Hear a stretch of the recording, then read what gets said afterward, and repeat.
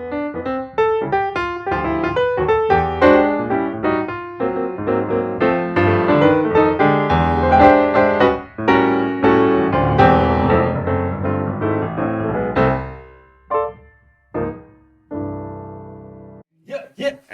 we lost a great one this a couple of days ago. Was C. Turner. Yes. And we miss you. We love you. We miss you. We love you. One of the pioneers of Black theater. The director's director. Show, starting Black History Month without giving you a shout out, man. We love you. Miss you. You taught a lot. You gave a lot, even to your last day. So we appreciate you, man. Thank you. We love you, C. Lee. We out. Lee.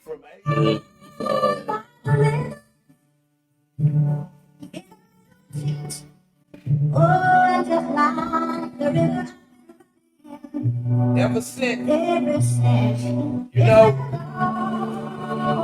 You know what it's been. Yeah.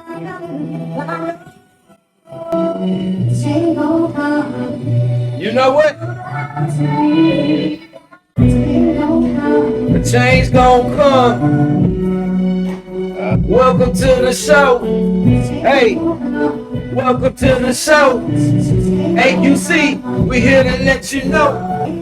It's Monday night, Monday night, Monday night, Monday night, Monday night, Monday night, Monday night, Monday night, Monday night, it's Monday night, Monday night, Monday night. Oh, where you at? Black History Month. Black History. Black History Month. Okay. History. Black History Month. Black History. At the counter. Black History Month. Okay. History. At the counter. Put your business in the comments. At the counter. Put your business in the comments. Put your business in the comments. Put your business in the comments. It's the AQC. AQC. It's the AQC. AQC. It's the AQC. What up, what up, what up, what up? Yo, welcome back to the Actors Quarantine Corner. Y'all know what it is. Monday night, Back baby. again. Another Monday. Yes, sir. We have Black History Month. Yes, sir. Already. Yes, sir. Hey, all night, drop your fist. I need fist in the I need comments all right the now. color fistices. I don't care if it's Yes, yellow, sir. brown, purple, blue, green. Put your fistices in the comments. Yes. Man, wait, whatever color is gonna be. No, I'm just saying, there's a lot of instances. Whatever color. Whatever color. Just That's all that matters. Just fist. That's all that matters. Just put your fistices in there. All the fistices. That's like 4 of them. Yup. All of them. Man, we here, man. It's Monday, man. Yeah, It is the first day of Black History. Yes, it is. First day. Man, how y'all of feel Black about History that, man? You feeling extra black this year? Man, I'm feeling I feel extra black black all black the time. too. You say ultra black? I like extra black. I like ultra black. Man, I'm just as pretty as black as I usually been. I mean, Yeah, outside of yeah. my skin tone, but Yeah, pretty much the same kind of black all the time. all black. All real the time. black this month. But Well, we're gonna be let's hope so. ultra black on this Black History Month. That's what we're gonna do. Yeah, That's yeah, what we're man. gonna do. Yeah, man. Yes, You know. Cause we regular black all day long, and we let people know that. We let people know that daily, and the people that work with us, work around us, Yeah, they know yeah. that we are blackly black. We have always fought for the black cause. Always. We are lovers of Martin and Malcolm. For sure. We believe in both philosophies. We will be nonviolent at first, But I will, by any means necessary, whoop your ass if I have to. Straight up. Straight talk. I will put my hands on you Yes. And if I have to. By any means necessary. Whatever. No, I hope we got that. I mean, even if I had to throw some And it's shit at you, documented now. by any Yes. means necessary, okay? But at first, I'm gonna be nonviolent. Man, I might come with them paws first. Just so I can be nonviolent. You gonna be If nonviolent? I come with them by any means necessary, they gonna be like, you know what? We don't need to do it that way. And I'm like, you know what? What? Nonviolent. Okay, I like that. All right.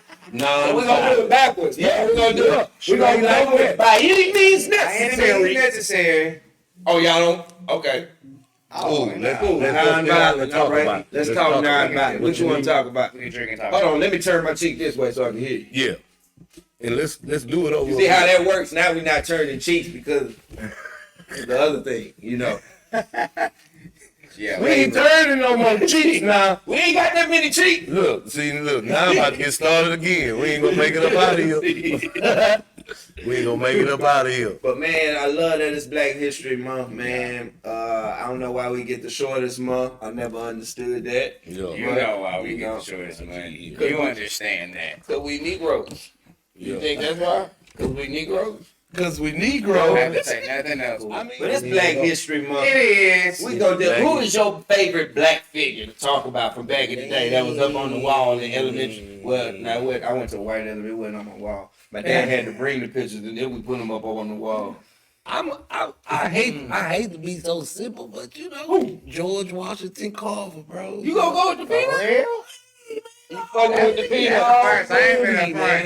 I ain't think you was gonna say that. I ain't know you gonna go Carver. Yeah, I ain't know you gonna go Carver. Straight up. What Alexander Graham Bell, right? Nah, that's That's the white dude. Oh, that's the telephone. the telephone. I don't know what he is though. I know a black dude invented the stoplight. Yes. Yeah, Yes. a lot of Yeah. stuff. Garrett A. Morgan. There you go. Thank you. Garrett A. Morgan. Somebody had that report. We all black. It's Somebody had that You know, report. you got to tell the story so we'll know the history. You know what I mean? If you don't tell the stories, we ain't never gonna know. Somebody definitely had that report. Okay. Mine is James Brown. Oh, Oh yeah, he was on the wall. He was on the wall. Hey, I mean, he was in the wall of my house, so it didn't matter what wall he was at school or not. My old man loved James Brown. I was James Brown imitator. I had to dance. I subscribe to that. Shit. Man, All this shit, working I man in love James. showbiz, I goddamn. love me some James Brown, boy. James All this Brown. working man in showbiz. Shit, love him. Shit, mine was my dad's favorite was Malcolm X, man. So you know, I was reading the autobiography of Malcolm X in like 4th grade. That's real. You know, so Oh yeah, I definitely wasn't reading. I that did my shit. report on him. The movie had just dropped at the same time. Yeah. I made it all the way to state with the report, man. I bet you did in 4th grade. Goddamn. I used to learn the speeches, but I love Malcolm X and Benjamin E. Mays, who was an educator and teacher that taught at Morehouse, was president of Morehouse too at one point in time, but came from that era where boys was getting it in, man. But definitely Malcolm X and just how he talked and how he made the switch in life. And transferred all the energy he was using to rob the shit and scam the shit out of people into becoming one of the most prolific speakers and activists of our time Yeah, and our parents' time. yeah. But I like Mary McLeod Bethune. She was on the wall too. Yeah, she definitely was on the wall. Sojourner Truth was on the wall. You Okay. Was she on that wall? I don't know if she was on that wall. Well, we talked about it. Phyllis Wheatley. Phyllis Phyllis Wheatley. Wheatley. Definitely out of school. I need. Charles R. Drew. I'll take that, Charles Drew. Okay. I need y'all to name all the. I hate we gotta say that motherfucking name that be with Trump. What's the black dude's name? He's a surgeon, but he like famous. Oh, Ben what's the fuck? Ben Cain. Carson. Ben Carson. Ben Carson. Ben Carson. Fucking Black History. I said Ben Cain. Speaking of Ben Cain. He said, not the OG. Speaking of Ben Cain. But man, for Black History, man, we wanted to do a few different things this month, and we're gonna be highlighting a few different things. But we wanted to start off by just how we gave roses to those characters and figures in Black history that paved the way for us to be here right now speaking in front of y'all and doing all this type of work and being able to have a fucking voice without somebody leaving a cross outside of where we at right now or running up on us because we in here speaking some inappropriate shit. But for those the people that pay that way, we wanted to give roses to people that have personally been in our own lives and been the OGs for us in this theater game and this thing and this art that we do. And we wanted to, instead of waiting till they gone and we've been a few funerals where we've had to pay our respects after the fact. Yeah. We wanted to do it while they were still here, still in their prime, still kicking, still thriving, still doing their thing, Working. and still working. Yeah. And we wanted to give them their roses. We wanted to give them their roses now. And just tell them, you know, how much we love them, how much that we respect them, and how much they played a role in our lives. And we interviewed some dope people, man. Straight up. Man. Y'all gonna do it for real. Man, it's going down, man. Yeah. I think everybody's going to enjoy it.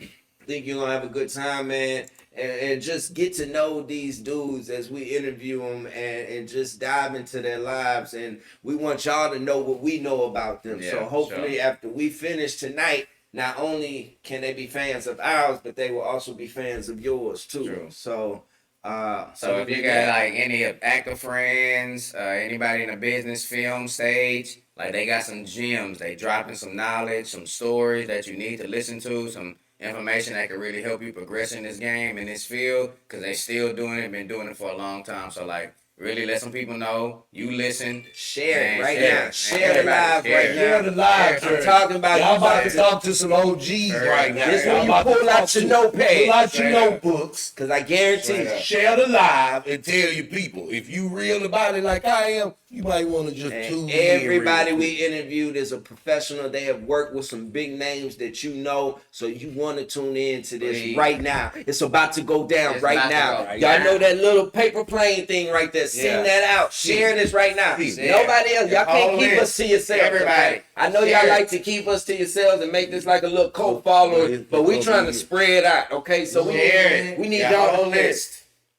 So we can spread it out. We try. You see our wings right now? They little T-Rex on. I can't even get them out. T-Rex on. I can't even get them out. Okay, we trying to do this, but I can't without hitting my brother. I know, man. Like we just wanna. We gotta Share the live. Share the live, man. All right, man. It's going down. Yeah. Ladies and gentlemen.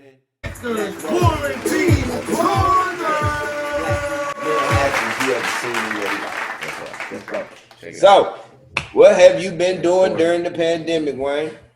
For the first third of the year, I just laying my ass up in a bed.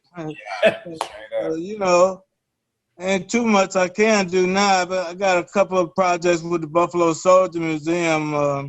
We're gonna do a scene from it in this corner, Cassius Clay, for the Buffalo Soldiers Gale. So they bringing Tommy Smith in to honor him. So, you know, I was trying to find some kind of piece about the Olympics, and the closest I could come was this thing about Cassius Clay. So we're going to do that next month. That's about it. I did a couple of Zoom readings. A friend of mine in New York has been doing some short story readings, and I've done a couple of those for her. Right. Well, what were you working on before, like, the pandemic hit and shut stuff down, or before you were laid up? What were you working on at the time? I was looking on Radio Go. Man. Okay. Definitely was Damn, man. Right here in New Jersey, right?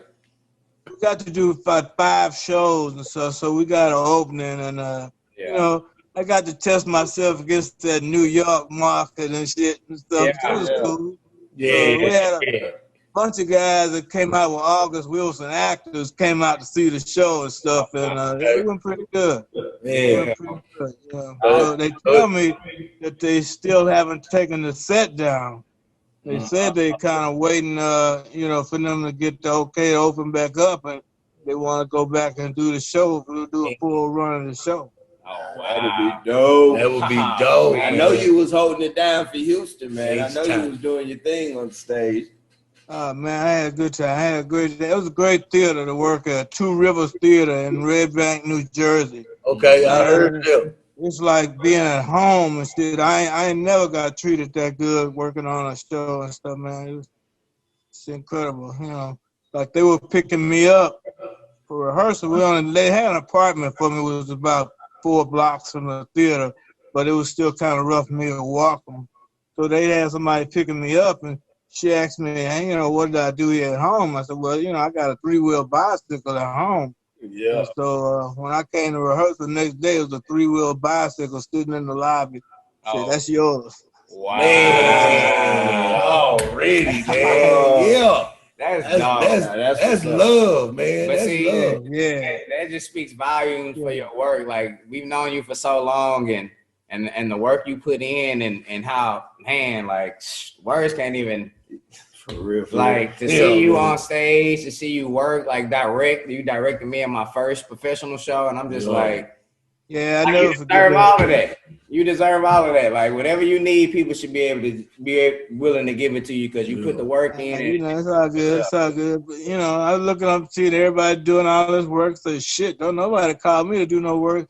I think it might have been a goddamn bad thing for me to get to the union, because that's the first thing they all say is, you know, like, I can't afford you. And really, it's not that much of a difference paying a union salary. It's the paperwork and shit that you got to get all in and stuff. But it's really that much different than pay, but people don't realize that. So y'all heard that? Yeah, they wanted you to say that. Y'all heard that? You heard it from the source himself. It ain't that much. Why y'all? No, it's not. You just don't want to do the paperwork.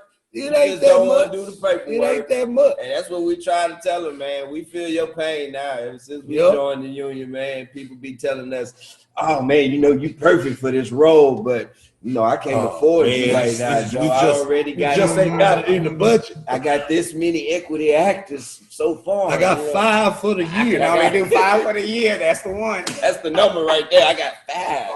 And you coming in, you like number 6. And so, no, I don't have that many contracts.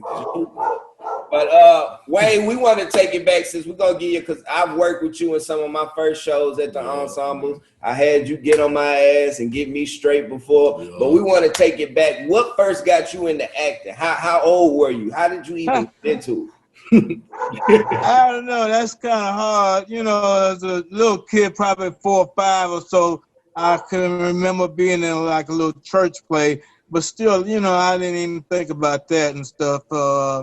You know, I want to be a basketball player. I ain't know what to do. So one year, you know, I went to Sterling, and one year they let us fill out our schedule. And they said I had one more elective to take. They said you can take home economics or speech and drama. Well, in '68, we didn't take no damn home economics. We was a male. Although I probably should, because I would have got free food all the goddamn time. But no, you know, so I decided to take drama, and then I really didn't participate, you know, because it was that little homophobic atmosphere going on around there with all the white boys, and then I ain't into that. So, you know, I didn't even bother work with them and stuff. And one day the teacher came to me and said they had a speech tournament and they needed somebody to take another actor's place, and asked me if I'd go. So, you know, I said, well, I don't know shit. I ain't read nothing. Well, so what can I do? Yeah. And they said, well, we're doing trio acting, and we're doing Androcles and the Lion, and we need somebody to play the lion. Man. So I had a big afro at the time, so shit, I don't have no lines to learn. I get out of school early. Shit, I'll try this. What the hell? Yeah, straight up. I went on and did it. I think we ended up getting second place out of it. But I said I could kind of like this shit, you know, getting out of school early. And I think I met a couple of chicks, you know, a couple of females and stuff from other schools. So this was like, yeah, I could like this. I could like this. Yeah. So, you know, I just kind of followed into it. And then, you know, after I graduated from school and everything, me and Ray Walker were just looking in the Houston Press one day, and then they used to have a back page that was for entertainment, actors and stuff like that. Okay. So I looked in there and saw they were having auditions for a play called JB. And I told Ray, well, let's go. Shit, maybe it's about James Brown. Shit, I don't know. So we go, and there's about 150 white guys there and stuff, you know. Me and Ray the only black ones. So I said, well, one of us will get a role just so they can show how liberal they are and all that shit. And so actually the play is called JB, and it's written by Archibald MacLeish. And it's about these two circus vendors. One sells peanuts, one sells popcorn. And they decide to take on trying Job for mankind, his things that he did with mankind and stuff. And the peanut salesman becomes the devil, and the popcorn salesman becomes God. So they called me and said, well, we want you to play, you know, the one that becomes the devil. I got real. I said, wait a minute. Why the hell I can't be God? I got a God-like voice. Why I can't be God? So this director had already peeped me. And he said, well, Wayne, you got these subtle movements I want to use of the devil and slink you around the stage and shit. I'm like, yeah, I can do that. So I went on and did that. And that's when I found out playing the bad guy is the best role, you know, because nobody remembers the good guy, but they all remember, you know, bad guy shit. When I used to do children's theater at Main Street Theater, and then we did Robin Hood, I played the Sheriff of Nottingham. And one of them kids would boo me and shit, but I loved it. I loved every fucking minute of it.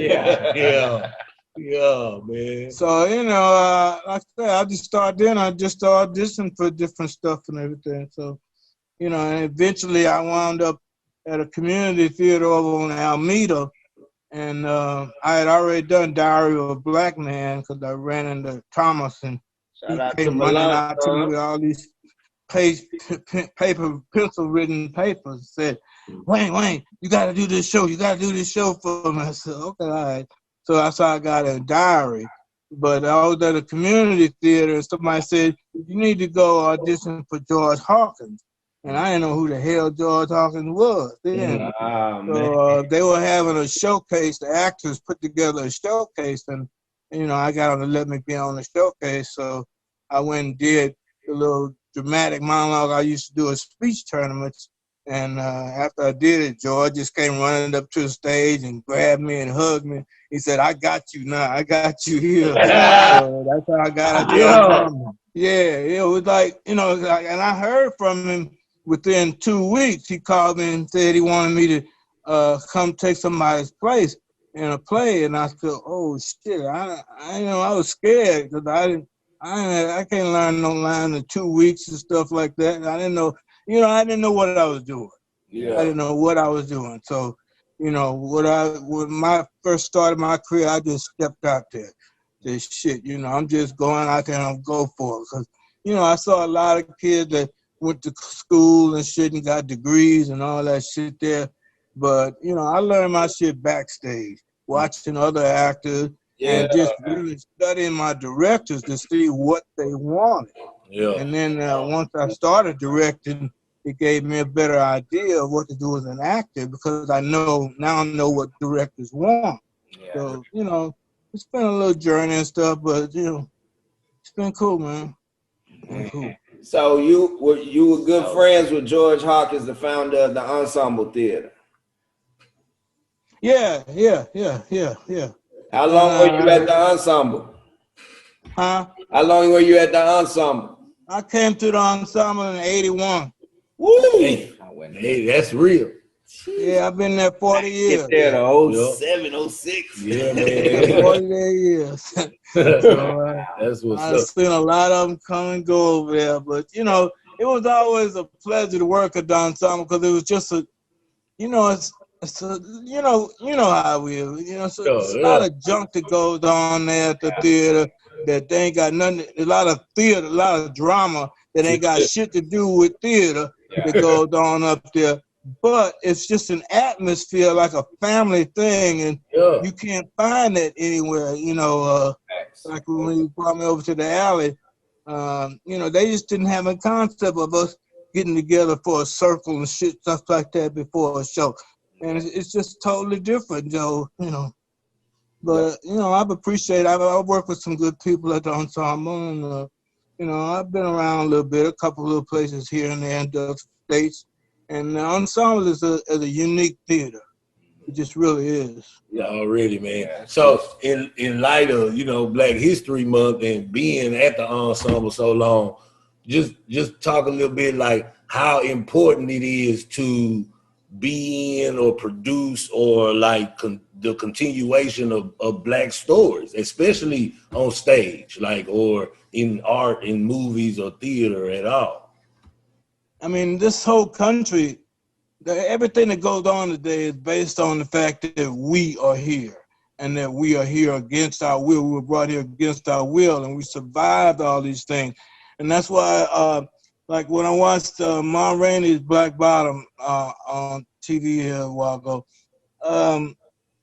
they made the show to play about Ma Rainey. And I guess that was just to get Viola Davis in there and get her props and stuff. But what they didn't do was pay attention to, like, the men, everything. Now, Toledo has a speech that he does about leftovers. But that whole thing is about stuff he brought from Africa, ideas and stuff he brought from Africa. Now, August Wilson does that in all of his plays. Some character connects to his African journey over here. And when they cut that monologue in the movie, it just doesn't give Toledo any credence now at the end and stuff. So it just didn't, Levy had a great respect for Toledo. Yeah. And so stabbing him, I don't know what happens to Levy after, this, because there is no real Levy. But I would think that probably just really messed his mind up for a while. But he had a great respect for Toledo. And, for them to cut that whole African thing out of there was kind of a disservice to August Wilson's writing to me. Yeah. So how do you feel about these plays that are now going into movies? Like, how did you like Fences? How did you like, most of these plays that are now turning into movies? Do you like that concept, or do you think they should just stay plays? One Night in Miami, yeah. Or One Night in Miami, for another example. Yeah, I haven't seen that yet. I think it's pretty good. I thought it was pretty good. I wish you had saw it so you could talk about it and let us know what you think. That's a good one. What did you think about Fences? I never did buy Denzel as Troy. I just didn't. I don't know. Yeah. I thought everything else was okay. I think they stayed as pretty much true to it as they can. I really just wasn't too crazy about Denzel. I loved Bono and all that, but again, they cut out a lot of the stuff, put the focus on somewhere else, and so that didn't make the show what it was supposed to be. Also, Troy's his connection with the devil and all of that. I don't think they put in much, because actually he probably had a heart attack right after that little confrontation with him and the devil, saying, "Come on, I'll be ready for you." Because I know when I did it on stage in Carolina, after I would do that monologue about fighting the devil and stuff, I would just be exhausted when I come off stage. I just had to lay down somewhere, because I said, well, this is why August Wilson brings him out, because the actor is going to be up to a point where you are exhausted by the time you get through that monologue. So he can't come back. He has to die. And, I don't think they pay enough attention to that. Man. But, that's somebody else's money and their vision. And, when I saw Malcolm X, I said, well, okay, they stayed pretty close to the book, but, this was somebody else's vision. And all Fences and all that is Denzel's vision of somebody else's vision that he's given to somebody else to do. So that's all watered down. But it's it's totally great and wonderful that they're doing them shit. On my bucket list is to try to get into one of them goddamn shows. Yeah, for real.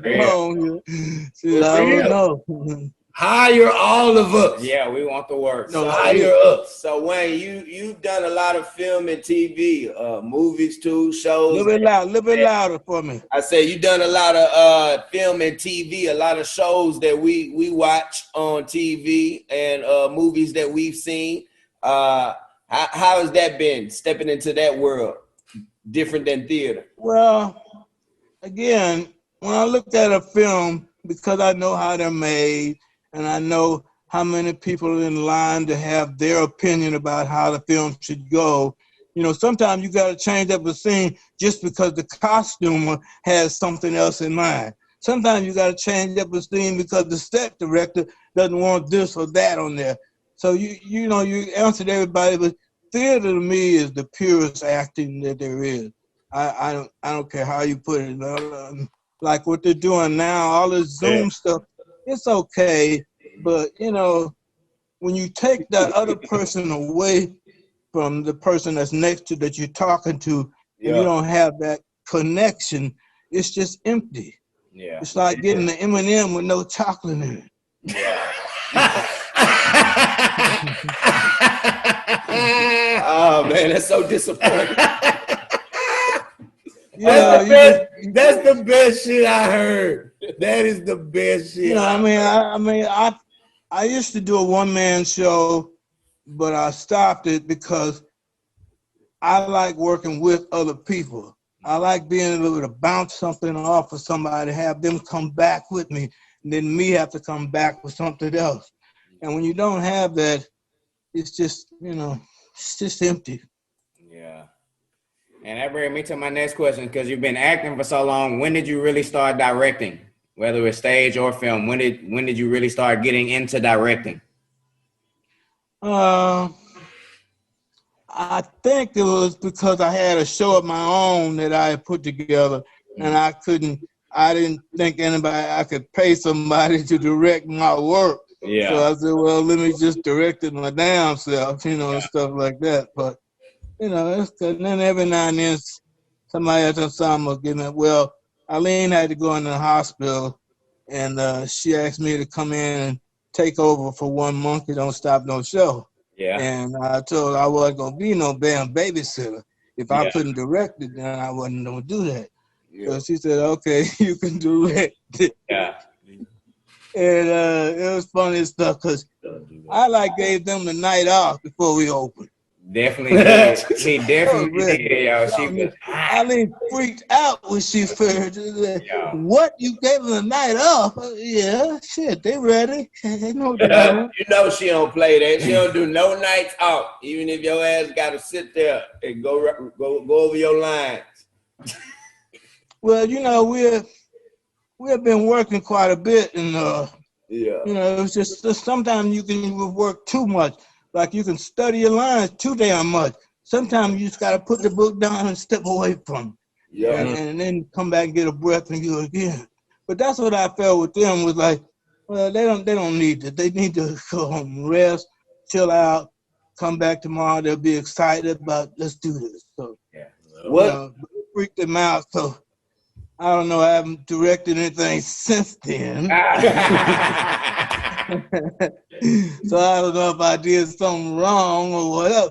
Well, there was one show they wanted me to direct, and then they called me and said the author wants a female to direct it. I said, I'll be damned. Because I got a penis. Yeah. For real. They can't be doing that. That's discrimination. That's discrimination against discrimination. Shit. You know what I'm saying? Oh my goodness. Wayne, what do you feel is the most important tool an actor needs to be great? To be able to read. You have to read the script. You have to have command of the words, not only words, but the situation. So you have to read and read it different ways. You know, every time I read a script, I read it for a different reason. One time I read it and I read all of your lines, see what people say about you. Then I read all my lines, see what people say about me, how I talk to people. I mean, the script is your Bible. Everything you want is in the script. You just have to, just like the Bible, you have to know how to read the Bible in order to get stuff out of it. Yeah. So, you know, that's always been my biggest thing, is what I get out of the script. You know, and then I, you know, do a lot of thinking and stuff on my own, because to me, acting is right up here. It's done up here. Yeah. Not in your hands, none of that shit. It's right up there.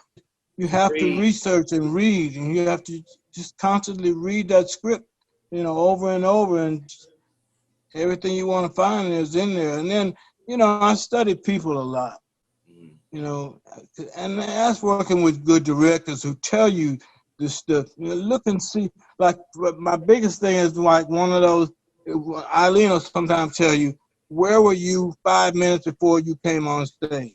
Hey, yeah. So, you know, when I go through that, I do think about, and I think about other people. I see other people on the street. I watch them, and I make up little stories about them. Well, he's probably coming from work. This is probably what's going on with him, stuff like that. And, you know, just because every situation we come across in the show, we at some point come across that situation or somebody who's in that situation in our lives. Yeah. And so, you know, reading the script and stuff shows me how they reacted to it. True. So, you know, it's but basically I'd say, you know, it's being able to read. Yeah. You have to make a commitment to the script, to the director, to your fellow actors and stuff like that. I mean, it's like a bicycle wheel with all the spokes in it. Not one of them stand out, but it takes them all to make that wheel secure on there. So, you know, you got to feel like you're a bicycle thing there in that bicycle. So, I mean, you know, you got leads and everything in the play, but he can't do what he do without somebody giving him something to go off on. So, you know, it's like, you know, you got Zion Williams, but you got to have a guard to get him the ball so he can do something. So, you know, everybody basically is a guard. You know how to share the script and stuff. Man. And, you know, I've had problems. I've had people, you know, seriously in my life in theater, males, particularly males, who, you know, say, oh, I've heard the great Wayne DeHart. I'm going to show you that I can hang with Wayne DeHart. And you're going out your goddamn way. You know, I'm not there for that. I'm there to help you to help me. So, you know, it's a whole lot better if we work together. Then we can work something out here and stuff. But, you know, I don't have no fucking competition. I don't need no competition. So, you know, a lot of guys have made that mistake with me, and man, good thing to do. I don't want you competing against me. You're not gonna win. I know for a fact I done went up against you several times, but George. But you know, that's why a lot of times I really like directing women more than I like directing males, because a lot of males want to challenge me. Like KD, you remember in Monkey how Charles, you know, he wanted to sit there and pull some bullshit, challenge me. Man, come on. You don't know. You ain't been here long enough to know that much. Shit, you know? But sometimes, I do like, because they'll listen to me and say, okay, I'll do it, stuff like that. But some of the guys, they want to challenge me and shit, you know. And he Let had me see if you know what you know. And you had to show Charles too, because he ended up playing his role 2 or 3 times, and they thought it was Wayne's role the whole time.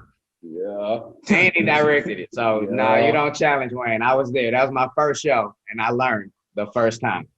So Charles Jackson, he was playing the preacher and stuff. Mm-hmm. So he told me before we opened the show, I got something to do with my wife on the last weekend of the show, so I'm not gonna be able to do the show last weekend. I said, fine, I'll do it.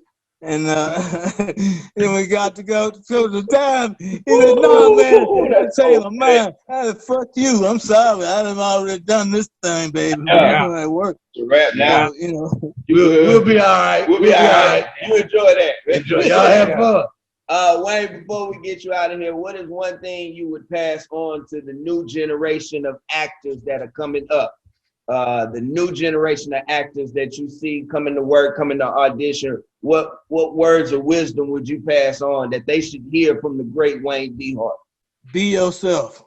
Man. Ain't nobody go in and be you better than you. Don't try to. My boy, Troy Hogan, when he did, what's the thing, the August Wilson thing? Jimmy? No, the one with on Esther in it. Jim of the Ocean. Yeah. Jim of the Ocean. He got a role. I went to see him because I was supposed to do the show. I got cast, but I was on tour, so I had to get out of the show. But I went to see it, and Troy was doing this voice that was like Popeye or some shit. So, you know, I talked to him after the show. I said, what was that? He said, I was imitating you. Oh, hell no. Don't do that. Oh, hell no. No, man, you can't do that. So, I mean, my first audition for a film, I was probably about maybe 50 and maybe 40s. I was in my 40s. And the character was supposed to be in like 60 or 70 or so. And everybody else in the room was that age, was already that age. And I was the youngest one in there. And so I went in there and did my stage old man that I had been doing, you know, and stuff. Yeah. When I came out, casting director came out there and grabbed me. She said, "What the hell were you doing in there?" I was acting. I was doing my stage old man. No, don't do that. She said, "No, I'm going to get you another shot at this. But you go in there and you be yourself. You don't be nobody else." And I went back in there and I did it again and I got the role. So, you know, that taught me right there. And, you know, can't nobody do you better than you. So, you know, just find out. The thing is, the actor needs to know who he is, what he's about, and things like that. And, you know you more and more, know about yourself, which you are your tool. So the more you know how to use your tool, the better you can use your tool. Amen. Yeah. Hey, before we get you out of here, Wayne, the public wants to know, how was it working on Breaking Bad? Well, you know, it was a surprise. At first, I was like, people on the plane I was talking to, and they said, "Oh, they brought you all the way in here from Houston to do one line?" Yeah, that's what I do, you know. But you know, it was cool. Cranston was very cool, and we did a little line. And I don't know if you remember the scene, but the scene, Jesse gives me money. Yep. So I'm like thinking, I'm going up to Cranston saying, "Don't we want to see what happens to me with the money after I get it?" And he says, "No." And I said, "Oh, just shut up, Wayne. Do your one line and go to hell home, cash the check." I'll try to get some more camera time, but it was cool working, and the atmosphere it was pretty cool atmosphere and everything. And Cranston's a very good director, so I had a ball working on that. But So he I had more fun doing Peanut Butter Falcon. That crazy Shia LaBeouf, when I got there, he was yelling at somebody and he was in my direction. I said, "Is he that motherfucker yelling at me?" And they said, "No, Wayne, he just yelled at everybody like that." Oh, okay, shit. But I don't think he said one word to me. I was there for about 3 or 4 days, I think. And I don't think he said one word to me, and I was okay with that. You know, I'm okay. It sounds good. about Peanut Butter. Yeah, man, you working, right? Keep it up. You've been out there with Ice Cube and Keke Palmer. Let's not forget Jason's lyrics. Longest yard, everything. We can go, man. But man, we thank you for being an OG to us, getting us right on stage. You taught me a lot just watching you, being on stage with you, getting cursed out by you. You know, all the ways that you've helped me. I appreciate that. Let me tell you another little story just associated with that. When we did Happen Leonard. So we had a scene there with, you know, Michael Williams and Jim Purifay, whatever his name is. So, you know, we go through the lines and stuff and say, okay, we're getting ready to shoot it. Now we go through the scene, and Purifay is supposed to say something. But I'm saying a line. Now he goes quiet, and nobody says nothing. So they say, cut. So they say, what's the matter? Jim, he said, "I was busy watching Wayne. I'm sorry, I forgot my lines," and stuff like that. I'm like, hey, man, this is what I do. You know, it's a lot of cats that I work with stuff. They know somewhat of my work, but they like when I did Bayou Caviar with Cuba Gooding. Yeah. You know, he wasn't sure whether I could do what I wanted him. He wanted me to do. Yeah. So I had to show him. And then he comes over to me and says, "Wayne, this time they're shooting my POV, so you don't have to do your lines with any emphasis." Okay, I won't upstage you boring ass actor. To me, before I worked with him, Cuba Gooding was number 1 on my list of most boring actors I've ever worked with or seen perform. It's like watching cardboard dry, some shit, watching him. And then after I worked with him, it was still the damn same way. Hey,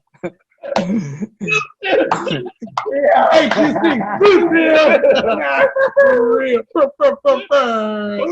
Cardboard dry. Cardboard dry. Hey, man. Thank you, man. We can't go out no more perfect than that right there, Wayne. Man.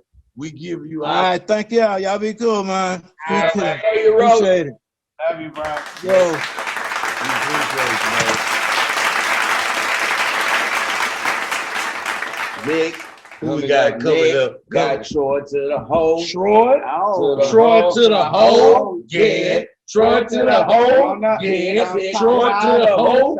Yeah.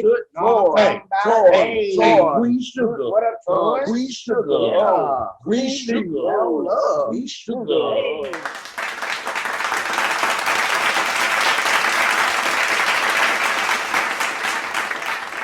All right, man, we're just gonna hop right in, Troy, man. You know, it's just a chit chat. We're gonna get into a whole bunch of stuff and have a fun conversation. Cool.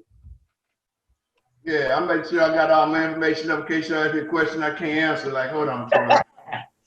You done that much, you can't even figure. You can't gotta keep a paper, your resume with you. Now you know we talked to Wayne too, so you know he gave us some gems on you. So you gonna have to We drop. just got off with Wayne, man. You're gonna have to drop some tea on Wayne too, okay? What? First tell me what Wayne said about me. You gonna have to wait till the episode.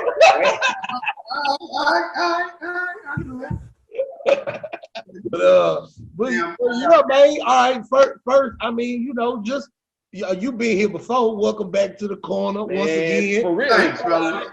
Well, he was our first interview on the corner, back in the garage, behind the back alley in the corner. You know what I'm saying? So we just went live with you, man. yeah, man. It was like, man, put that boy in. Now we here, man. We got all set up and everything. Just tell the people who Troy Hogan is. Let the people know who you is, where you from, what you do, and how you do it. Woo, okay. I always tell most cats, man, I'm from Dead End. Oh, all right. DA. Bread and butter. You know, come from a good family. My mom and pops, Lord's Hogan, Festus Hogan, old man died when I was 12. I always tell people that kind of call who I am because it made, you know, I'm only child of my mother and my father's union, but it made me the guy I am to this day. You know, I've been known to take risks because of that, you know, because I always tell people the worst thing ever happened to me is I call it the impossible happened. My old man died, that was impossible to me. Yeah. So it made the world possible to me because nothing else impossible could happen. Yeah. The old man died. So, and that's kind of how I look at death now, because most of the time I look at death as a chance to rebirth something, because death is a part of life. You can't have it without the other, so it makes you. Man, I'm wind up going. My mom moved me out to the Southwest when the Southwest was still good. This is back in the 80s. Yeah, I was there. Went to Robert E. Lee at that time, 5% minority, maybe 1 or 2%. Really? And I was fortunate enough to have a good theater teacher, saw some good in me. I played sports, so that was just a getaway thing, the theater thing, because, you know, I was always honest about theater. I always thought they were pretty weird. So I was like, oh, these cats weird. Let's run. I thought the same thing. Here, ditto. So then, bros, I went off to Prairie View after C. Lee Turner called me, do a one-act play, gave me a full ride. Yeah, man. Yeah, dude, old man gone now, but I'm good with that because I'd rather him be gone and have his memories than be here and watching my man move a different way. So, you know, I want to see him always being young. Yeah. So that's the thing. And from there, man, I left to do a 2-year internship at the Alliance Theater, and that's where I learned the business of acting. I bumped into a few of Joe's people over at Clark. Yeah. You know, got to work with some cats like Bill Nunn, Kenny Leon. You know, I met Sam Jackson then. From Greenleaf, she became my sister. And then I got back to Houston, finished my degree up, and I ran into this black theater I kept on hearing about when I was a young dude, the Ensemble Theater. And how that went down is one of my homeboys from Prairie View was doing a show. Cannot remember the name of the show for nothing, man. But I know Wayne was in it. Byron was in it. Errol was the stage manager. And one night, Wayne choked my man, pushed him up against the wall, and the telephone. Wayne knocked that boy against the phone broke. My man crying. Now this is hearsay, but Errol comes to me, he grabs him and says, "God damn it, don't hurt the telephone." And I was like, what? He told me don't hurt the telephone. So he said, "Man, I'm gonna come on down that. I'm from Houston. I'm gonna come on down to Ensemble Theater and I'm gonna handle up on this Wayne DeHart. I know Byron. I'm gonna talk to him, get him straight." And I get down there, I see these cats doing their thing on stage, and I see this dude come out there with a little walk, with a bad eye, but a deep voice, stuff like that. Man, I watched that dude, and the power of his presentation on stage made him so huge. I was like, no, I ain't gonna bother with that cat. And man, next thing you know, I'm tripping. I was 27 years old. Me not getting to these years. I was 27 years old when I wound up walking on that stage. And the first play I ever did there was Lotto, but the first play I ever got there was Flying West. And I put in some time in the ensemble. And I always tell people it was good and bad time, but most of the good was on stage. The bad time was what I was learning personally. So at a certain time in my career, I had to make a decision. What did I really want to do this? Do I love the art? And I realized I did because I had done it for free so long. Mm-hmm. You know, then realize, you must really love it because you ain't making enough ends to, catch your mortgage. And I was a newlywed, blah, blah, blah. And man, maybe about somewhere between 2008, I just said I no longer do theater. I kept on trying to go back to it, but I had to make a decision. Can I do this financially? And I just opted out for doing theater and even industrial commercials. It had nothing to do with stacking residual checks. I didn't want no parts of it. So I would start doing theater, and I started making goals for myself. And right now, I'm about 10 years in them goals, and I'm all right. A lot of times I can look back, because I always said I walk this thing head down, ass up. So finally, during quarantine, I get to put my head up and going, damn. Right now, I'm blessed because I can sit back now and fast forward in the season of what cats are, dealing with, when I'm my next audition, when I'm going to get on stage. I'm a brother sitting here going, I just finished a movie last month, going to do a movie this month. Next month, I'm going to do a series. Then sometime down that road, I'm going to do Queen Sugar again. And then I got films coming out. I think I got 2 or 3 films coming out. I got another series I did with Barry Jenkins. I did an episode of his new working, man. And another piece coming out called Miles Underwater with an independent director. Top 100 films of this year. I'm in one of them, 25, and I get to work with my man Rob Morgan. And Rob is nominated for Best Actor, and I'm a supporting. So it's been a good ride thus far, man. It's been a good ride. Yeah, for real, man. Shout out to that. Black History Month, baby. Hey, you making Black History, man. When I read the email, I said, I don't know how I feel about that, but I'm just gonna keep my mouth shut. Hey, you say what you gotta say. We know they gonna give us a month, but I'm all year with it. But if they gonna give me a month, we gonna burn that month up. I'm talking about every day. I'm gonna burn it up. Black every day. Y'all said February 1st? All right, bet. Black. Troy, I got a question.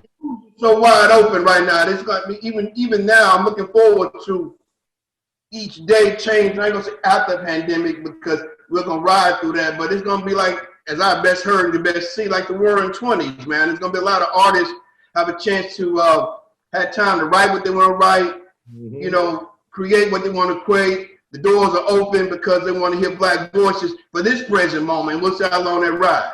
The Black Renaissance. It's the new Black Renaissance, man. It's everywhere. In all the commercials. Yeah. I'm talking about everywhere. They are putting black people on every marketing thing that you can think of right now. It's the black gravy train. And I want a little bit of gravy. And I can't lie, the auditions been up, man. The auditions they've been coming in even during the pandemic because you don't have to go in for them no more. You can just do them online now and through the Zoom, which is cool, but it creates more opportunities, I feel like.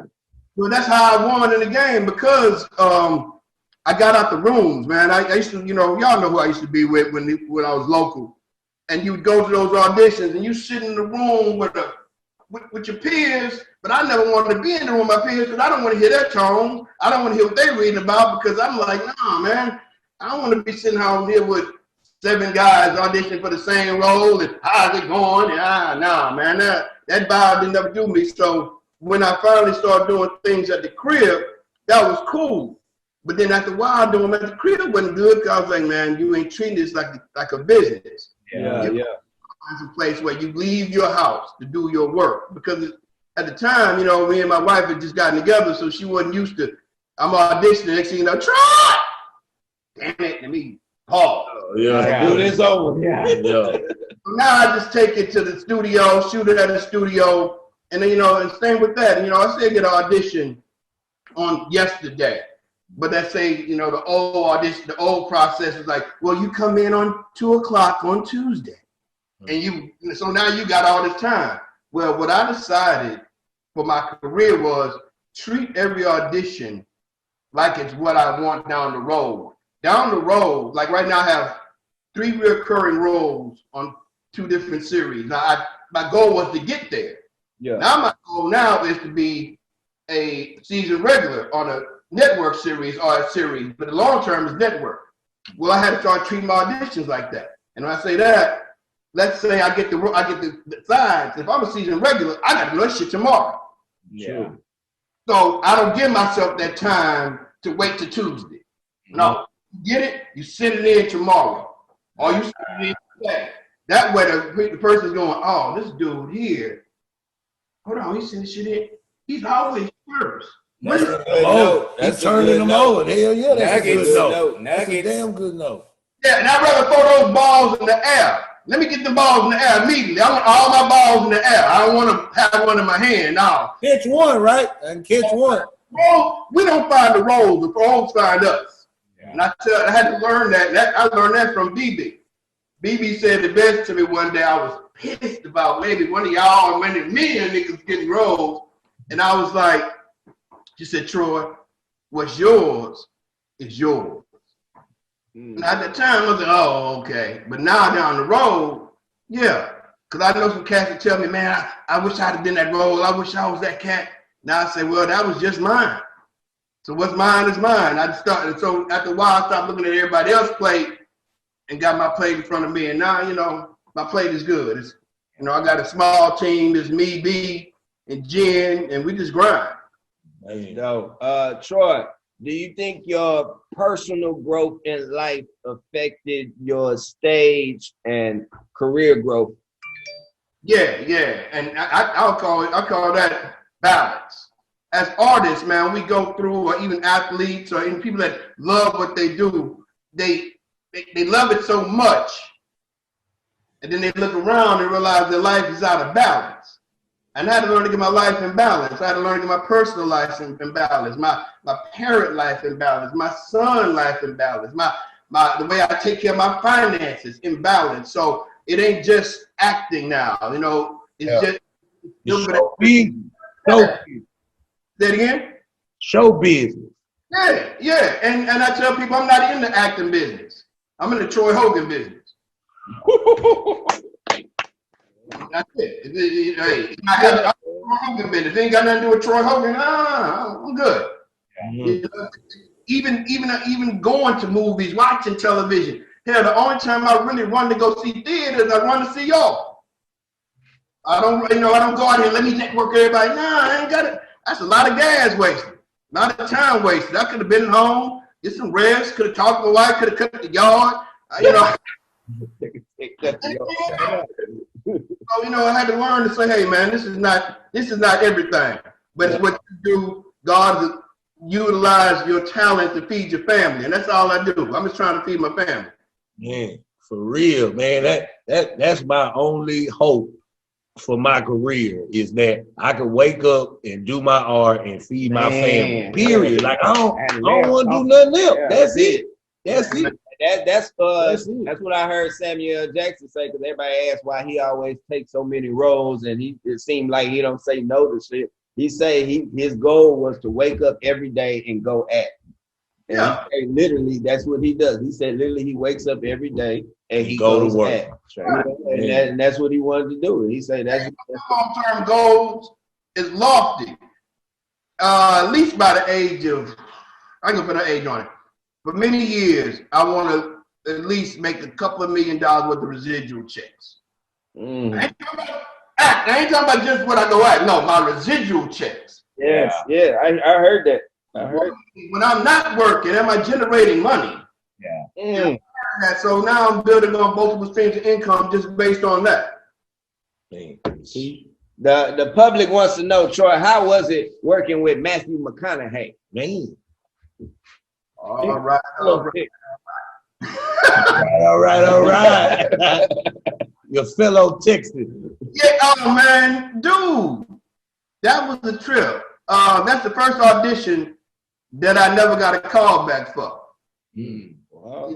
You know, I did it, I shot it. Then me and Jay was doing something in the studio, and I said, Jay, let me go back in one more time. So I went back in one more time, did a little different. And maybe about a month later, here she called and say, Troy, you got the role. You're gonna be gone for 3.5 months. Damn. I was like, cool. And All right. When do we leave? Nah, That's the story. But Matthew's a good dude. I learned a lot from him. Watching everything around him. When we were doing Freestead of Jones, it was a cool piece. I always laugh. Me and DB always say slaves are hot. I think I played about 3 of them bad boys myself. But he would do his thing, and you know he has this thing about, and everybody talks about it, him not talking to you as your name. I call him Newt. He calls me George. And as we got to know each other, he told me, he said, Troy, it ain't nothing artistic. He said, I don't want to miss a good shot. And that's what you mean. He said, imagine we doing, and I had to say your name. I say, Troy. I done blew a good shot. Now, I'm saying I can't go back and get it, but I don't have to think about that. He said, but once you go in there, once we get in here, just call me. I'm gonna always answer. You're gonna always answer to you. And after this is over, we know each other's name. We still friends. And if I hear you say Newt somewhere in a crowded place, I know it's you. Yeah, real talk. See that man. That's Okay. nothing. Let me call it. What's your name? Yeah, I'm gonna go by that.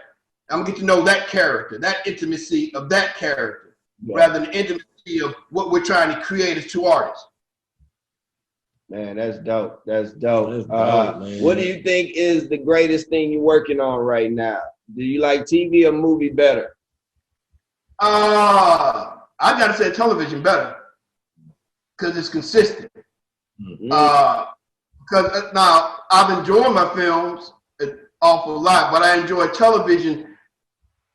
Let's talk about Righteous Gemstones. When I got Righteous Gemstones, I was in the midst of doing a movie in San Antonio called Miles Underwater. I was in the midst of doing Bull, and I was trying to wrap up on Queen Sugar.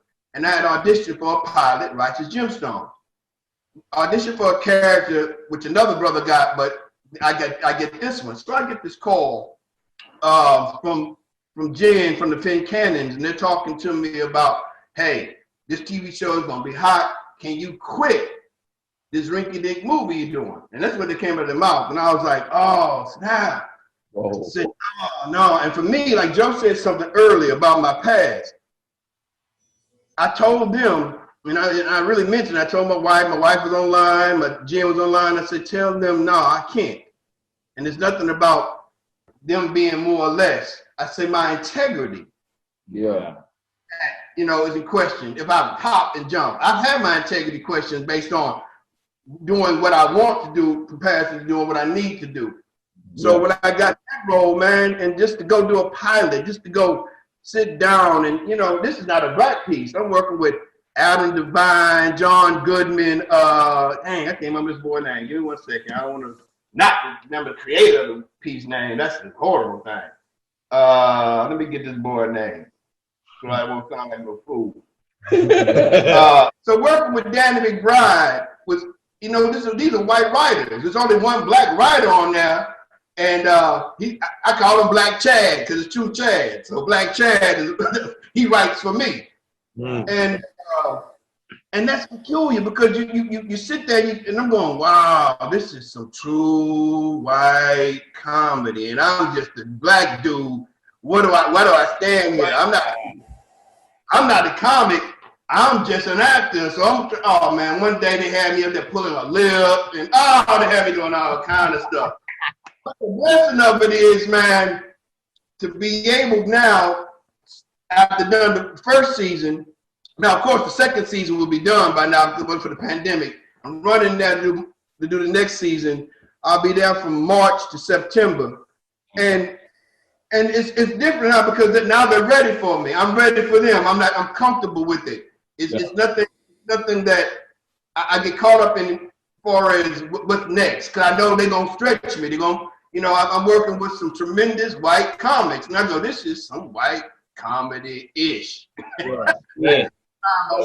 But it's still like, even like the acting muscle we got, like you say, it's stretching you, and you still get to do that work, even amongst greats or not. And I just think that shit is amazing, man. That shit is great.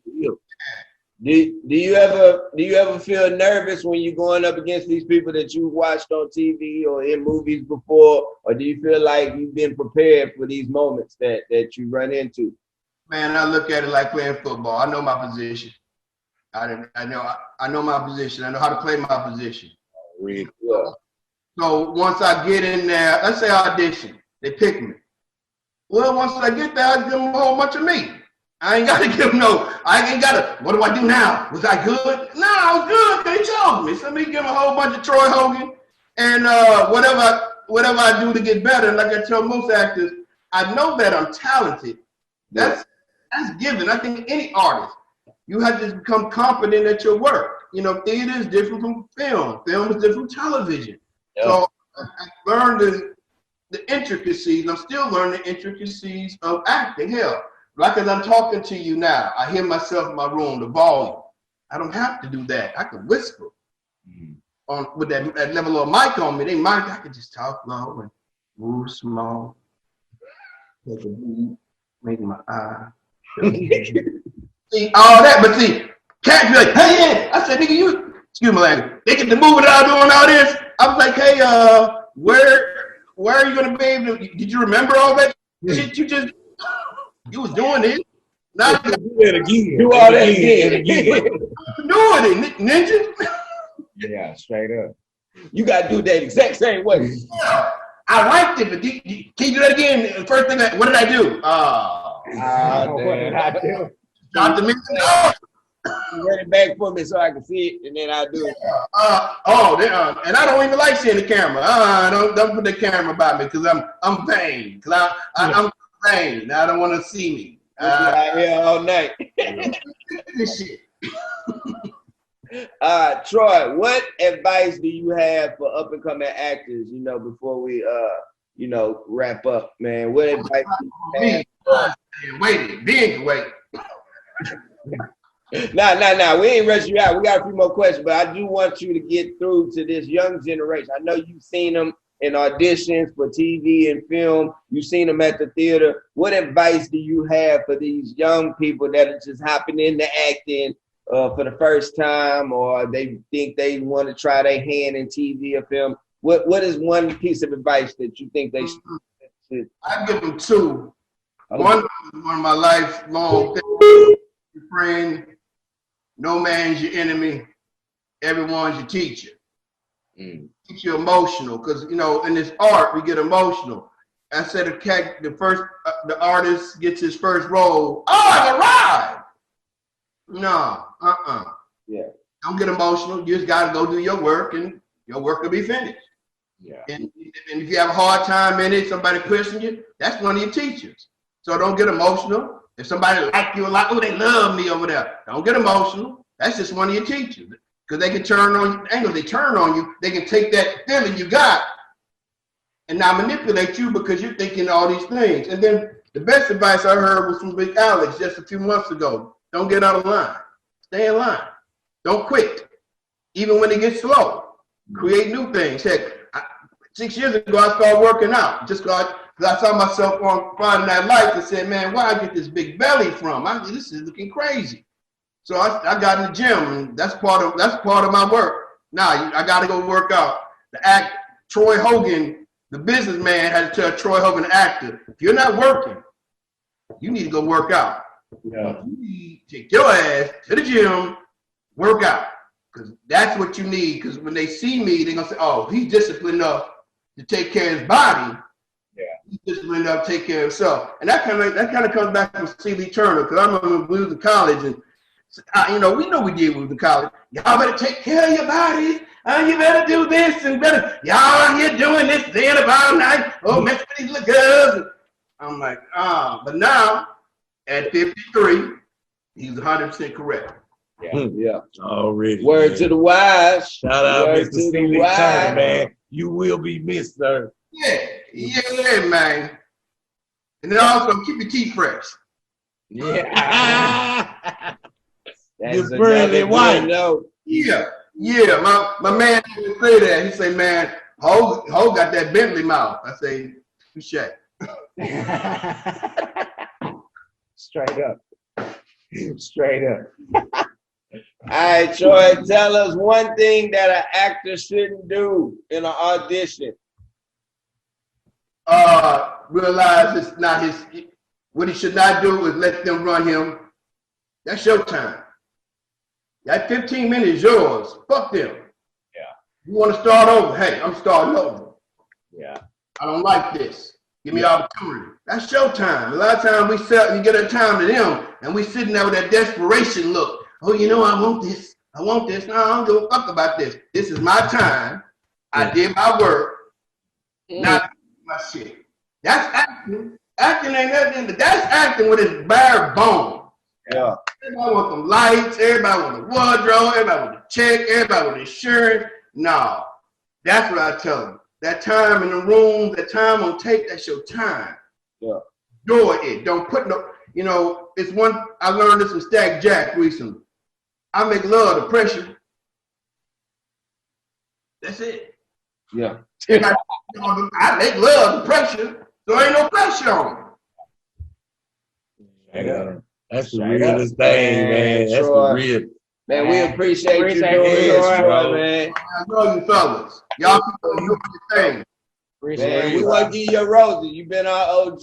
You actually interviewed me the time I came into the ensemble to give me my children's theater gig, man. And from there, me and you hung out, man. Every day. Real quick. When I think I was the first dude to open the door for you to walk. Yeah, I couldn't even get in the building. You came and opened the motherfucking door to the lobby, nigga. And here's the flip side. When Joe was drawing in his business side, I took him to the street and said, hey, man, I need y'all to talk to my young bull. I think he's ready. And it's always been that way. And I've been that way about anything I do because it's not about me, man. It's about these cats I look up to. And I look up to y'all, man. Y'all keep me inspired. And I tell cats, don't get caught up looking at age, man. No, be inspired by these young cats, man. Put in this work, man. You can't do what they do, so watch what they do and learn. You inspired us, man, to get into this TV and film.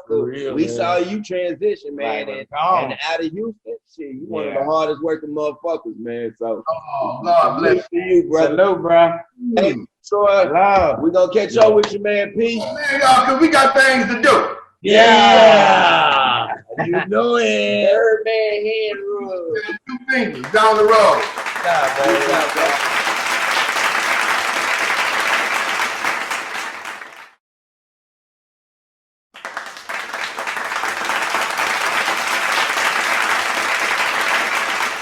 Chop it up. Let's chop it up. All right, man. Well, Ben, welcome to Axe Quarantine. Welcome to the corner. Welcome to the corner, my man. We Be here. you're a very, very busy working actor, even during pandemic. So we appreciate you taking some time out, man. And we just want to dive into who you are. We know we've worked with you on stage before here at the ensemble. We've seen you and stuff. So we just want to know, where did it all start for you, man? How did you even get into acting and get to where you are now? Well, first, before acting, I wanted to be Cool from Kool and the Gang. That was my first choice of what I really wanted to do in my life. I wanted to be in a tour bus, and I wanted to play the bass in a band. That was it. That was it. And then I realized I wasn't good at practicing, so so I wasn't gonna make the band. So, but then I went and seen this play. I went and seen this the high school I was at did a presentation of the show Pippin. And when I seen Pippin, I was like, and I seen that lead player up there, I was like, that thing right there, what that dude is doing, I want to do that. Well, after that, I was just like, I wanted to eat as much of acting and being on stage as possible from that day forward. That was 10th grade high school. Okay. And so where did you go for school? I went for college. I went to Carnegie Mellon University in Pittsburgh.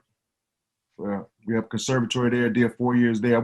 I did a year at Pitt first because my parents didn't want me to go to a school that just taught acting. They was like, you need something to fall back on. Man,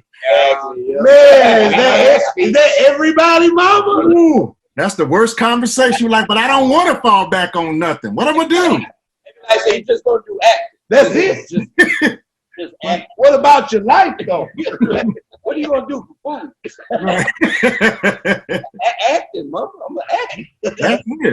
That's it. So I had to have one of my teachers at Pitt call my mother, be like, listen, he don't need to be here. Like, this is not for him. Like, he don't need chemistry class. He's not going to become a chemist. You know what I'm saying? He don't care about economics except for the fact that he know if he get in this show, he can make some dough. So Right up. let the brother grind hard. If he don't do it, I mean, he's smart enough. He can go get a job doing something else, but let the boy try. So there it was. And so was Carnegie your way into professional theater and TV and film, or how did that go? Yeah, Pitt is probably where it started out because I met this lady, y'all might know her, Dr. Vernell Lilly. She was part of, she was where she helped train Eileen, and they was cool. So this lady, she's been my mentor for a long time. So when I went to Pitt, I took her class where she put the real, you know, my school was mixed, black and white, but when I went to Pitt, like Dr. Lilly taught me about the black diaspora, you know what I'm saying? We got deep in this is before August Wilson was, you know, what he is now. That was because she was part of that group of her and forget the other brother's name, but the Pittsburgh poets, and they would come to our class, you know what I'm saying? So I didn't know who he was then. He was just a dude who did poetry, and damn, crazy. That was her boy, and I'm just like, oh man. Damn. Wow, bro. Damn. Okay. That's when from there is what really got me into like understanding. Like, of course, in high school was cool, but like to really find out, you know, we black men. So for most of the time, the plays that they want us to do is something that have to do with white people, and they might put us in give us a role opposed to something that's like, listen, let me tell you about being a black man and doing a show from your history and from your culture. This is going to be a whole different experience.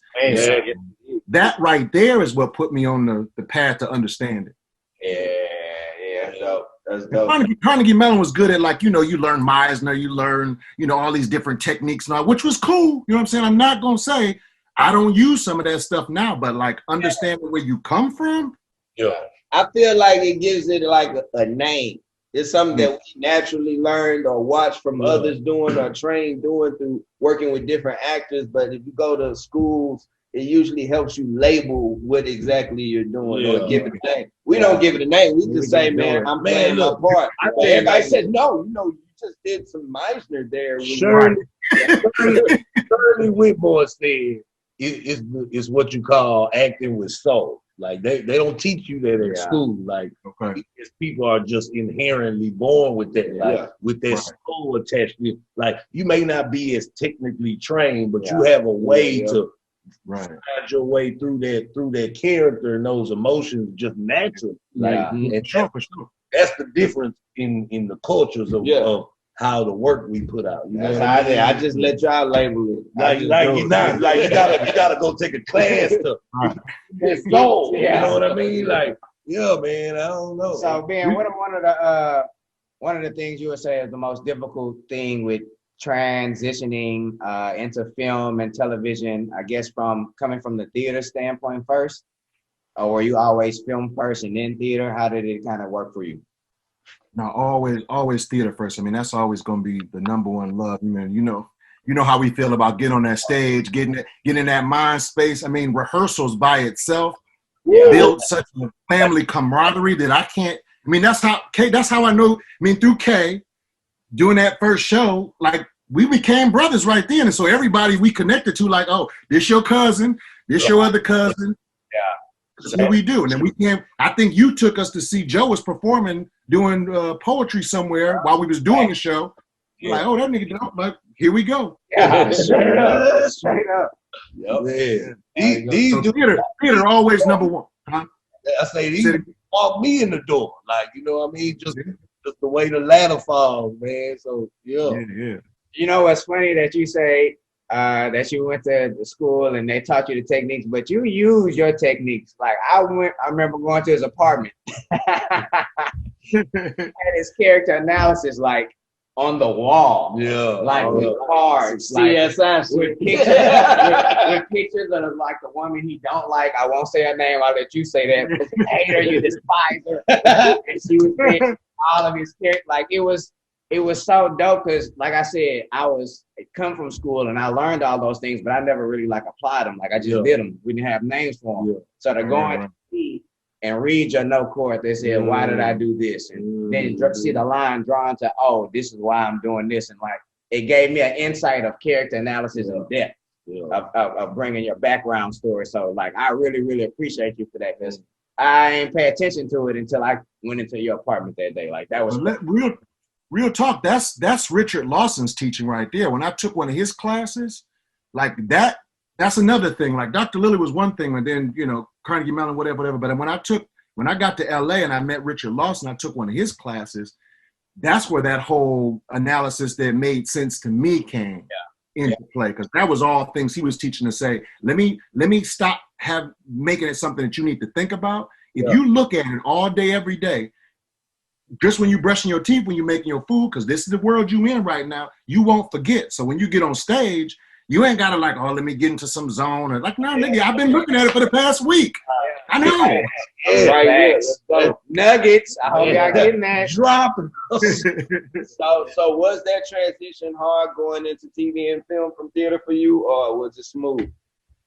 No, it's hard because it's a whole different muscle. You know what I'm saying? Like if we in a play and we didn't had, at least a month, like 3 weeks to a month of like direction, stand, get here, go home, cry about it, get frustrated. You know what I'm saying? I don't know what my character doing. Like you got to go through that whole, that's a whole nother world. You know what I'm saying? Like some days it's good. Some days you're like, I can't stand it. What do I do with my hand? Exactly. Why am I walking over here? This don't make sense. You know what I'm saying? Yeah, straight up. And then when you get on set, I was on set last week and I told this lady, I said, the difference to me is when we get on a film set, it's like tech week. Yes. Like the difference between being, this is hit it. Like we got 2 or 3 times to get this through because we got to move on because we got a show tomorrow. Yeah. Yes. So I always feel like, and it took me some time. I still struggle with it from time to time because I realized maybe just about a couple of months ago that how to try to take the preparation we do to go into a play, and before I even get to set, or if I'm in my trailer, to try to find that space, because that's where I know my mind will work properly. Yeah. And I wasn't doing that. You know what I'm saying? You get your lines, you're like, oh, I'm going to do this thing, cameras, and just kicking, and you're like, no, you got to have a thing to this. Yeah. I needed that nugget right there. Yeah. I needed that nugget. all. I thank you, man. That's That's real for real. one right there. I like That's that. hard, man. That's real. What type of roles do you think that they're usually calling you for, or is there? Have you been typecasted already, or do you think you're wide open in the spectrum of things that are come? You know, I think in the beginning they was trying to find a way to, you know, at some point in time everybody was that drug dealer, that, you know, that street dude, and I might be able to act like it, but that ain't really me. You know what I'm saying? It's probably a dude that do that. You know what I'm saying? And he might be nice with his. Yeah. And I'm not saying I probably couldn't do it, but I know this dude right here, man. That's his shit. Like, that's his thing. So I think they tried to put me in that. Yeah, exactly. So they would put me there, but then I was like, that ain't really my thing. So what happened was they transitioned, like, you ain't really the dope boy, you know what I'm saying? You more like a police officer. You the police, you know what I'm saying? Yeah. You know what I'm saying? You know what I'm saying? You might could go undercover. That's why I'm at right They now. jumping two police officers already. That's it. You're gonna be the police for a while, man. You're gonna just ride it out. He said you're gonna be the police for a while, right? Ride it out. You're gonna be a detective, you know what I'm saying? You learn your detective shit too. That's next. You gotta wear your suit. That's it. I'm waiting to get promoted. I am. Oh man, I mean, I think that was for a while, and so like the doctor, lawyer, police officer, that's a sort of like thing that.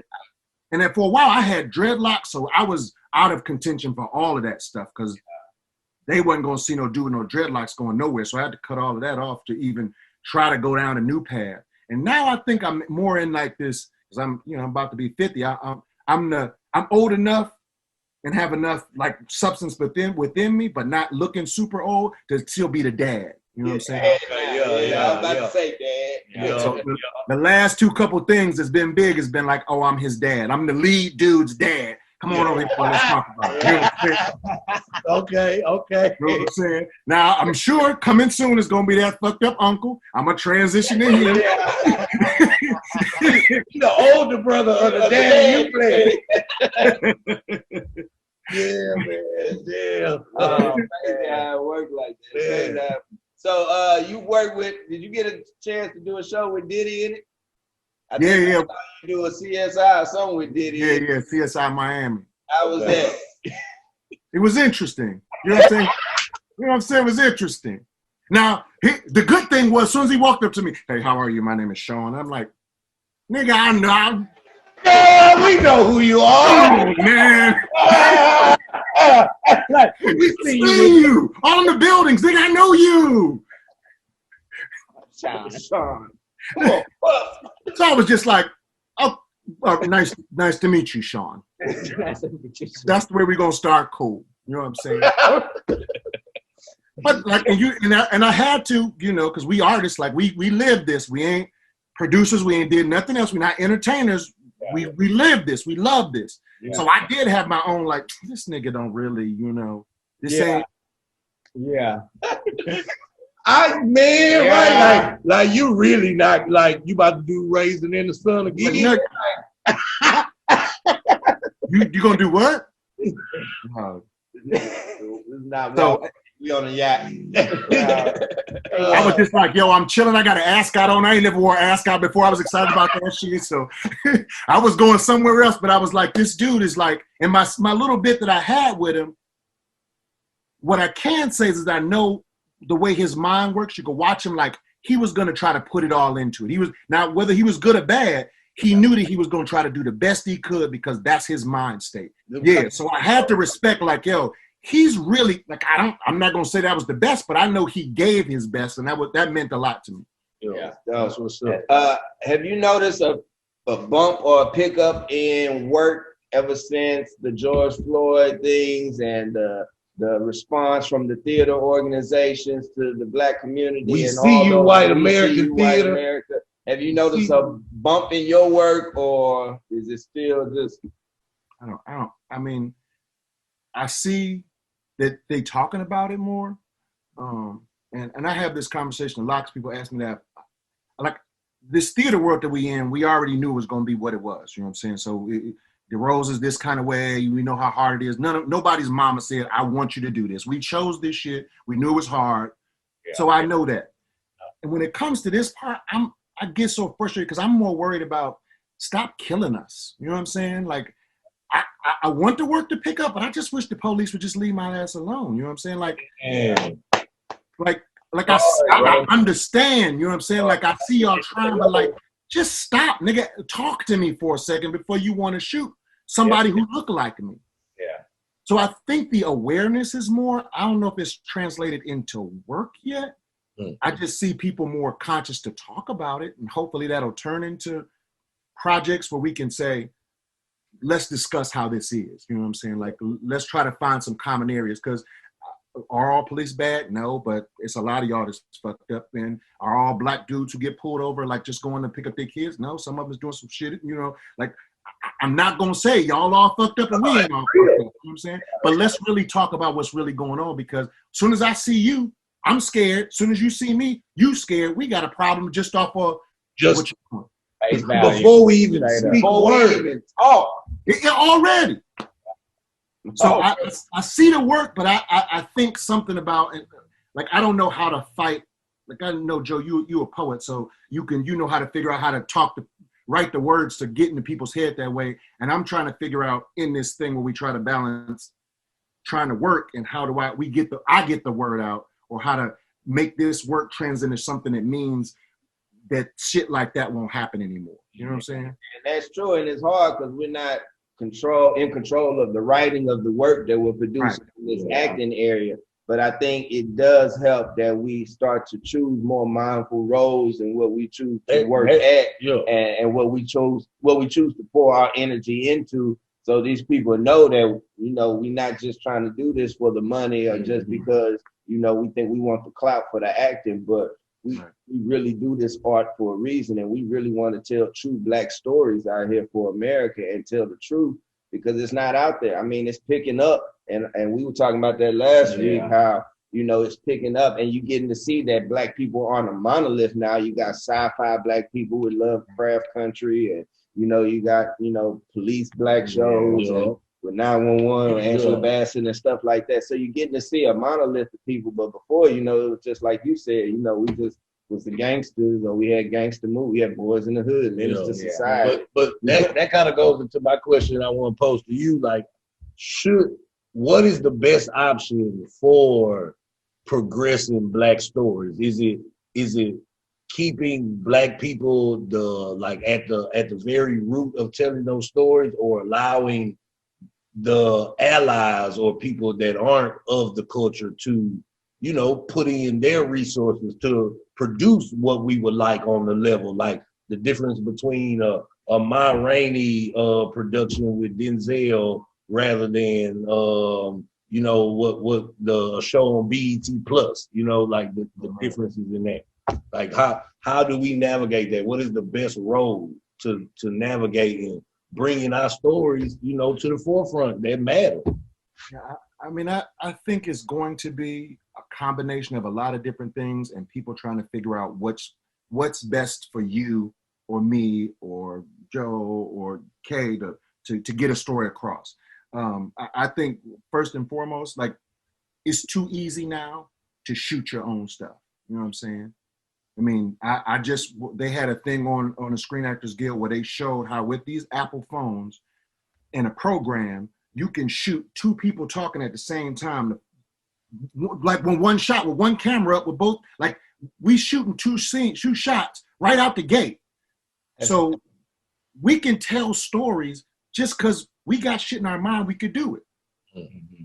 Now, there's another level of like, the producers, the allies, whatever, they already got some loot. So we need to talk to them so they can be, while we doing our own thing, because hopefully if you see mine is dope, throw some money into that so we can work that connection.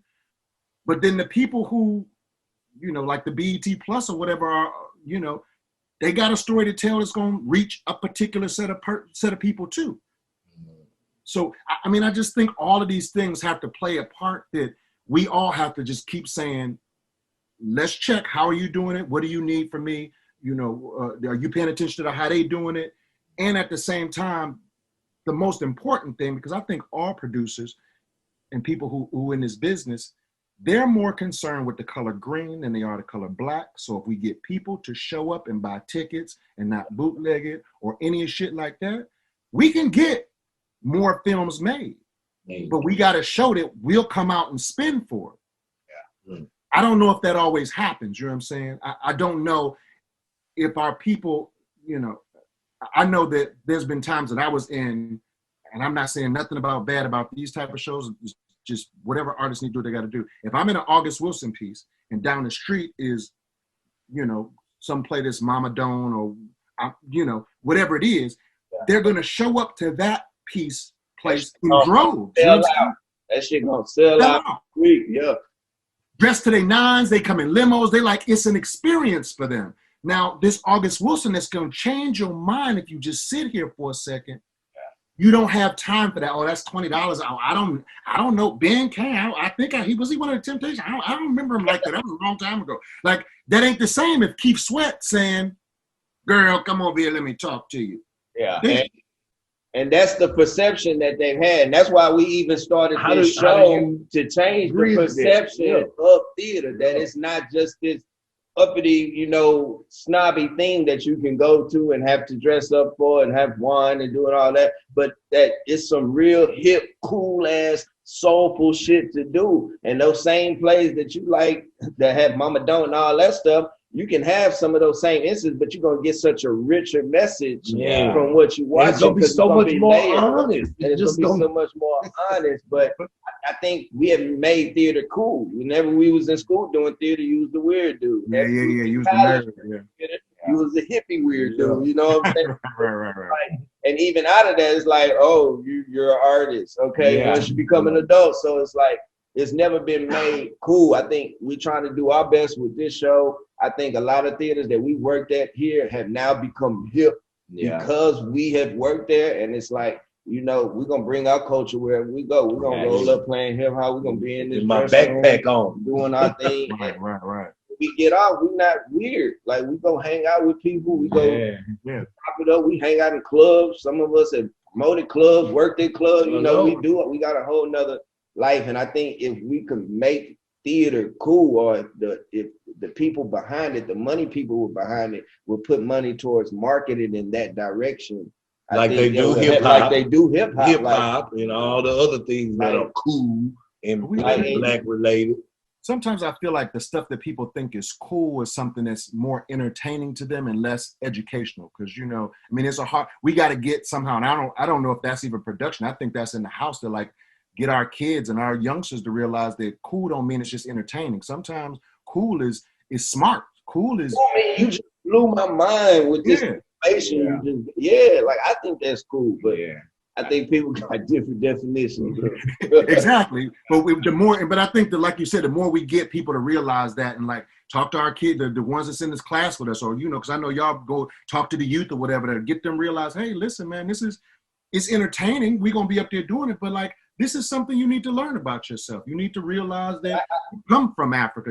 These are the things that's important to you. And I think it's up to like our famous people, our Hollywood stars, our rappers. Like if they would encourage, they go to theater, but they don't promote it. They not all on their Instagram saying, yo, I'm at the theater tonight. Unless it's like Color Purple or Hamilton or some shit like that. But they not like, yo, I'm stopping by to go watch this August Wilson jitney tonight, man. You know, such and such. And I think if we had more of that and more just that type of promotion, a lot more people would consider it cool, because it is part of the culture. It's just the way left behind thing until you take a field trip to that motherfucker. Then you're like, this is our culture. Like black theater. Like what would happen if Little Baby went to go see Ma Rainey? Like what would happen if, you see what I'm saying? Just that one act in Atlanta? He go to the Alliance Theater in Atlanta and go see, or go to you know, one of the black theaters in Atlanta and go see a August Wilson show or something like that. Yeah, that would be dope. And I don't think a lot of people know the history, because like all of our big celebrities now, the black ones, most of them came from theater, like working hard. Sam Jackson, Denzel, all them cats was new federal theater. They was all been grinding. Woody King, yeah. Woody, come on. They don't even realize, like, you seeing them right now, but them cats was just auditioning and going to theater and getting it. Yeah. Yeah, that's what's dope to think about, man. And just creating that community, man. That's what we trying to do down here. Just the way Spike Lee and all them formed their community with Samuel Jackson and Giselle and all them. Same way Larry Fishburne and all them were, you know, with Woody King, you know, it's just creating that sort of community. And so what we do want to ask before we get you out of here is, what information do you have to this next generation that you see coming up at your auditions, that you see coming up working in the theater, coming to do their thing? What is a big tool that you think they need to have coming into this art that we do? Well, always number one is some training. You know what I'm saying? We all need to be in some classes, or at this day and age, there's YouTube, there's a lot of information out there on what's going on, and we just need to be as informed as possible. I think training, and then the business, I don't think people, I definitely didn't in the beginning understand the business of this thing that we do. I know we love the arts and we feel that sort of thing, but like the dollars and cents of what it costs and how much money I'm gonna put out, and like how's this gonna work with my bills, and like that understanding of running this thing like you Fortune 500 company, and knowing what you spent out this month on acting and what you brought in, and like, are you at a loss? Like, are you making choices that promote what you're trying to do? You know, like these business aspect, I don't think people pay attention to, which is very, very important. What your pictures look like where do you go, who you hang out with, all of these things need to be thought of, I think, in a much more like conscious way. So training, understanding the business, and just the respect for this art form is something that I think, because people just think it's fun or whatever, or we just getting up there, but like, it's work. It's work, Joe. I mean, I know when you sit down to write something, it ain't just, it take time, it take energy, it take frustration. Like, and I don't know how we would get that across to people so they could be like, oh, these cats, they go in. You know what I'm saying? Like, it's something that they given of themselves. That's not just like, oh, yeah, I love it when people applaud and, see me after the show. I'm like, you did a great job. But the thing that I did ahead of time, you can't even clap my hands, or you don't have no idea. Yeah, you don't know what's going on here right now. Hey, like, man, it's hurting. You know what I'm saying? When you come off the show and you're like, what did I do? What didn't I do? And somebody like, oh my God, you're like, oh, I can't ready for this shit. Yeah, like, please go away. It took a whole lot to get here, just like this little bit of it. Like, and I know for me, like after a show is over, it takes me a week, 2 weeks to really peel it off. Cause man, like I'm different. Like I talk different. I'm my head. Like I got to do what my. Still drive in the direction of I have to break that pattern of right. I've been to that place every evening during the week. You're like, oh, it's 6 o'clock. I gotta go. I'm about to be late. Like my heart start beating like, oh, like, I'm late. So we closed, man. We closed last week.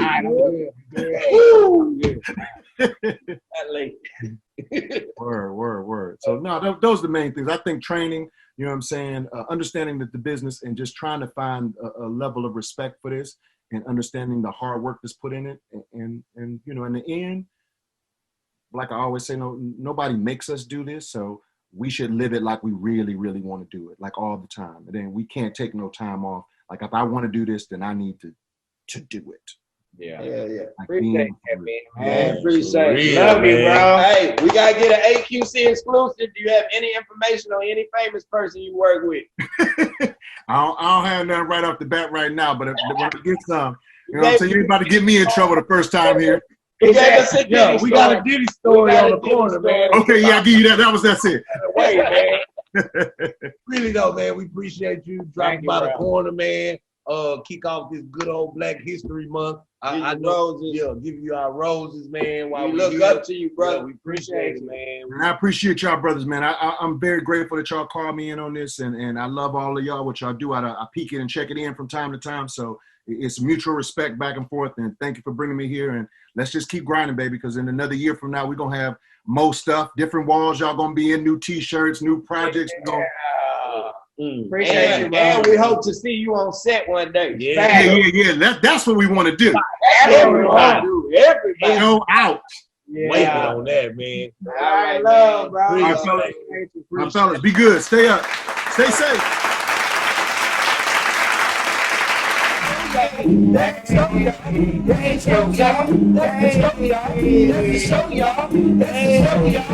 That's a lot of fun. That's a lot of fun. That's a lot of fun. That's a lot of fun. We're the corner. Hey, we got a lot of fun. That's a lot of fun. This week will be stuff. If you like the show like I did, if you like the show like I did, go hit the cash app, hit the cash app, hit it, hit the cash app, hit the cash app, hit the cash app. If you like the show like I did, if you enjoyed it too, go hit that cash app, my man. Just do the same your Monday, on your Monday, every Monday. Every Monday, Monday, history, and we here today. We love being back every goddamn day.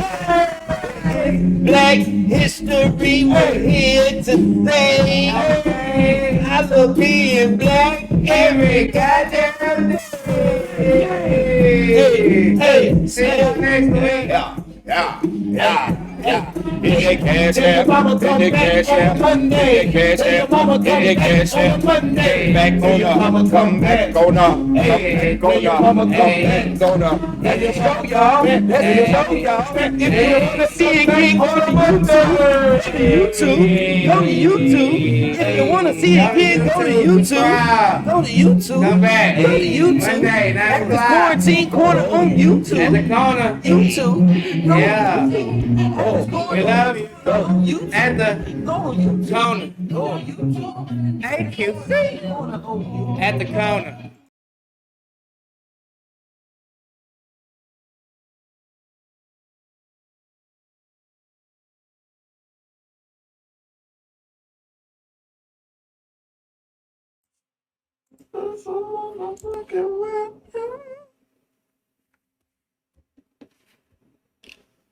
Oh shit! Whoa! Man, my mic's still hot, but it's just recording. It's alright, y'all. It's a motherfucking rap. This could be just B-roll. It's alright. We ain't broke this shit in, especially with these donuts right here. Hey, KB bought the goodies. You got the motherfucking donuts. You gotta have it, bro. You gotta. Yeah, bro. Why don't you eat the fucking donut, John?